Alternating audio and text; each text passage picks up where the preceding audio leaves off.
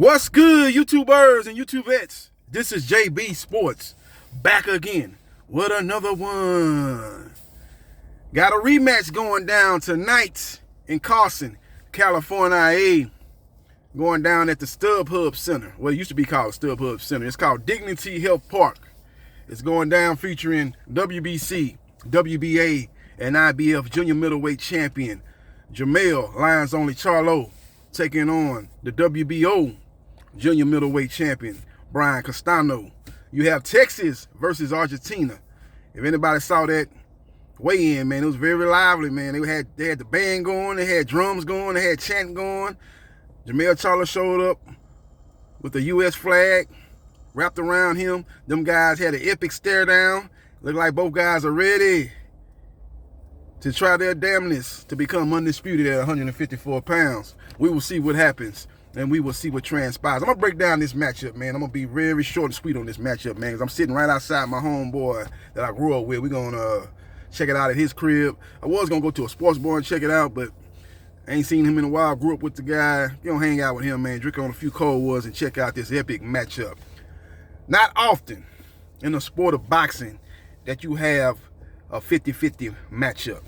Not often in the sport of boxing you have a 50-50 matchup that's going to crown the undisputed in that particular weight division.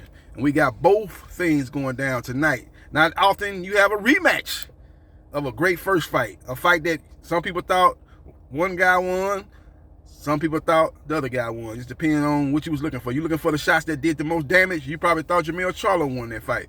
If you're looking at the guy that landed the more punches, it was a more consistent fighter throughout the 12-round fight, you probably go with Brain Castano. Great matchup. So that leads me to believe in this rematch that Jermell Charlo must get the stoppage to win this fight. I don't think he's going to be able to beat and win more rounds than Brain Castano. Now, he can get some knockdowns, drop him a couple times, and that'll, give him some 2-point rounds and stuff like that, and he can probably win in that regard, kind of like what Deontay Wilder did in the Fury fight, the first fight.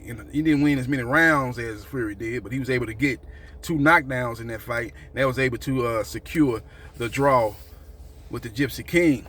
And that's the only avenue I see that Jermell Charlo can drive down to get the victory tonight in Carson, California. Now, first of all, Jermell Charlo, I don't know what happened to his jab, but I think he done fell in love with his power. He loading up on every shot. He's got a vicious uppercut, but the last several fights, he has not shown a consistent jab. He's going to have to show a consistent jab in this fight because Brain Castano is a shorter guy. He's looking to get inside and work the body. You must keep him on the outside of keep him on the end of your jab and make him reset. But something tells me Jermell Charlo's not going to be doing it. He's going to be looking to land those big shots. And when you're looking to load up on shots, you're giving your opponent, who's a guy that knows how to bring the pressure, knows how to close distance, you give him opportunity to get inside and work his body shots and stuff like that. So it remains to be seen if his trainer, Derek James, will get Jermell Charlo to use the jab. He was a beautiful fighter before he fell in love with his power. He had a great jab, great 1-2 guy, great combination guy, but since he's been knocking these guys out, he called himself the a KO artist, the knockout king. He said that in the Custard interview. He was saying he's a knockout artist, and that's what he does. So he's a guy that's fell in love with his power. Same thing happened with Deontay Wilder. He fell in love with his power, forgot about his jab. Was looking to land that right hand, and he knew that his opponent had to be perfect for 12 rounds. He just needed to be perfect for 2 seconds. And I think that's similar situation that's playing out with Jermell Charlo. It's going to be a very interesting matchup. I like Charlo to win by 10th round stoppage. But again, if the fight goes 12 rounds outside of multiple knockdowns, I don't see him winning the decision versus Brain Castano. I think Brain Castano's work rate is just too much for Jermell Charlo round in and round out. He's a guy that throws more punches. Just look at the stats. He throws more punches per round. He's a much more active fighter. His punch output is much greater than Jermell Charlo. So if that's the case and nobody gets dropped in that fight, and it's a fight that's just a square round fight, and these guys are going back and forth and they're doing what they do best, I see Brain Castano winning that decision. So we will see what happens and we will see what transpires. Now, Brain Castano must get inside. He must bully Jermell Charlo against the ropes. He must work the body. But when you work the body, you're leaving yourself vulnerable for headshots. So he's got to be very judicious. He was able to do that in the first fight, but he's got to do that again in this rematch. He's got to be a little bit more defensive responsible in this second fight, because I think Jermell Charlo is going to be really looking to land that killer shot. in the mind frame that he's in, I can just look in his eyes and look how he's been talking in these interviews. He's looking to land that shot, man, and he's going to be looking for that from round 1 to round 12. So he's got to be very, very careful when he does go to the body. I think he's going to have to not just throw hooks to the body. He's got the jab to the body, double up on the jab to the body to kind of stifle and kind of freeze Jermell Charlo. And then he'll be able to get inside and he'll be able to do damage. Because once he's inside and he's throwing shots, he'll be able to really have the advantage. But the thing about Jermell Charlo is that guy don't have to extend on his punches to get power, to generate power. He can throw those short, accurate punches and still hurt you. That's the type of eye-popping power that Jermell Charlo has. So he's a guy that you've got to be very, very careful. And you really can't make one mistake against this guy. You make one mistake against this guy, and it's a good night out ring. You know, it's everybody go home.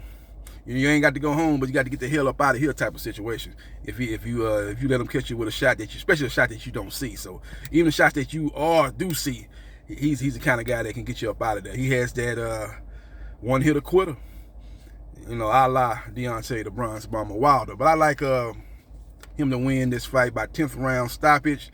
I think at the time he'll be behind in the fight. Wouldn't be a bit surprised he's down 5 rounds to 4 going into the 10th round, or maybe 6 rounds to 3 going into that 10th round. And I think he ultimately catches him just like he caught Tony Harrison in that second fight that I thought he was behind in. He was able to get that money shot off, and he was able to close the deal and get Tony Harrison up out of there. I think we're looking at a similar situation that's going to play out, but a different type of fight and a different type of fighter. But I see a similar outcome, just like in the Tony Harrison rematch. Let me know your thoughts. Who you like in this particular matchup? You like Jermell Charlo or do you like Brain Castano? Let me know your thoughts. Text me in the comment section. Follow me on Facebook, GerardBriscoe.3551. Follow me on Twitter, JBsports 3303. Like, share, and subscribe to JB Sports. The man, the myth, the legend.